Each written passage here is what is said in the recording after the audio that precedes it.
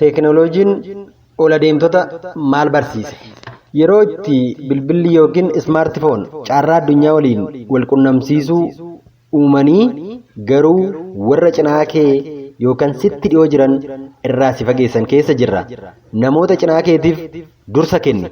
Fakkeenyaaf ol adeemtota maal barsiise yoo jenne wantoota negatiif saayidii ta'an yookaan immoo hin malle beekuun hin malle jechuudha. Umurii malee gaa'ila dura fedha foonii shaakaluu fide. Mi'a maatii wallaaluu, firoota ofii ollaa ofii dagachuu, jireenya hawaasummaa dagachiisuu, waaqayyo irraa nama fageessuu, namni sammuu isaa irratti teekinooloojii moosise yeroo waaqayyoof hojjetuu fi fuula waaqayyo dura turu dhabuu, safuu dagachuu, hangafa yookiin maanguddoota kabajuu dhiisuu, sammuu ofiitti fayyadamuu fi ofitti amanuu dadhabuu, aadaa, duudhaa fi afaan ofii gataa fi dagataa deemuu, yeroo fi maallaqa ofii balleessuu fi kan kana fakkaatan barsiiseera.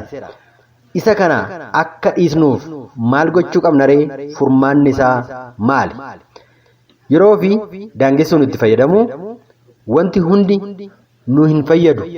Waan barachuu barbaannu qofa barachuu, namoota yookiin marsariitti yookiin YouTube, Facebook, Telegram, TikTok hordofuun maal akka hordofuu qabnu adda baafachuu, barreeffama nu barsiisuu fi nu gorsuu danda'an filachuudhaan dubbisuu, yeroo maatii yookiin hiriyaa waliin jirru bilbila keenya ol kaa'uudhaan isaaniif yeroo kennu.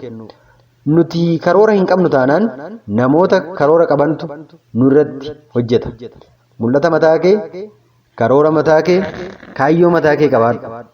Namni karoora cimaa karoorsee karoora isaa sana hojii irra hin oolchinee fi namni karoora hin qabne garaagarummaa hin qabu. Tokkuma. Karoorsuun qofti immoo bu'aa hin qabu. Karoora karoorsaniif amanamaa ta'uun waan nama irraa barbaachisu hundumaaf aarsaa kanfaluun hojiirra oolchuu barbaachisa.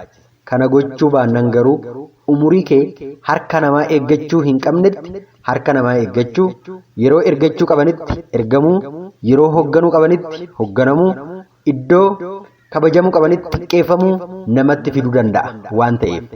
Utuu akka namaa gaarii uffatanii, nyaatanii, dhuganii gammaduu hawwanuu, hamilee qofaan darbuu, utuu humna ofiitti fayyadamuun mul'ataa fi kaayyoo ofii hin dhugoomsin, utuma kan namaa ilaalanii hawwanii jireenya ofii gadi qabuun addunyaa irraa darbu. Kanarraa nu oolchu. Karoorsanii karoora ofiif hojiin miidhagsuudha. Nama ta'uu barbaannaan akkasuma galma ga'uu barbaannaan hojjechuuf karoora ofiitiif amanamaa ta'uun hunda caalatti nama milkeessa.